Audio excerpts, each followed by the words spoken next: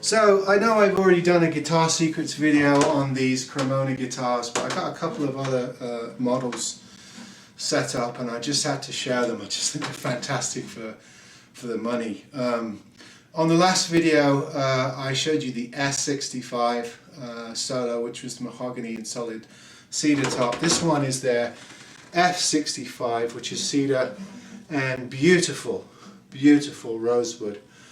These are just really nicely done, really classy, nice lines, great woods, binding is beautiful, the sound is wonderful. I can't say enough about these. I mean, when you consider what's in the $300–400 price range for classical guitars, you've got quite a bit of competition, and I think these are up there. This one I think sells somewhere around $450, maybe even $500, and it's just a great guitar, really nicely made, beautiful wood.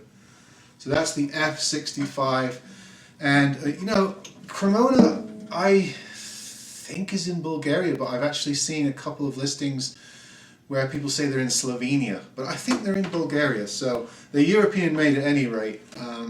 So this is the Soloist F65C, and the other guitar I wanted to show you, which is to me is very exciting, is this Rosa Moreno. It's a Rosa Moreno. It is a flamenco. It's slightly narrower. It's a flamenco negra, so it's got the one-piece rosewood back and slightly narrower, and it's got the tap plate. I don't know if you can see the tap plate. And it's got this really nice growly sound.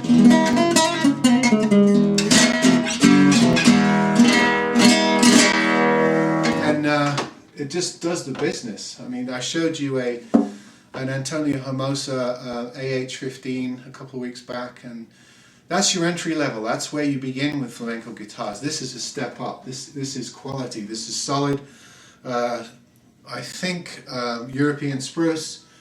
I'm not sure if it's Sika or not, but really nice rosewood in the back, and I do believe it's Indian. And mahogany neck, beautiful keys on these. Excellent guitars, Kremona guitars. Sometimes you find them with older labels on them.